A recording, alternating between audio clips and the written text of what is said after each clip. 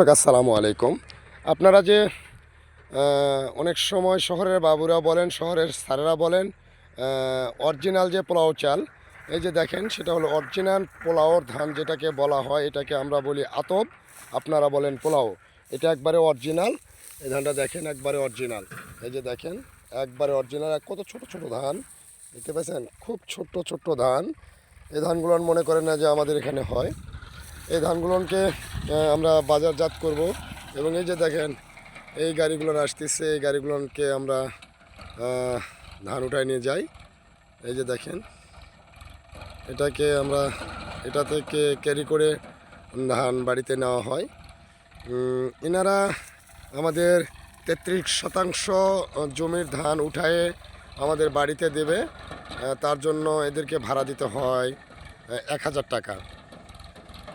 যোগাযোগ করলে আপনারাও এই গাড়িগুলো নিতে পারবেন ইনশাল্লাহ।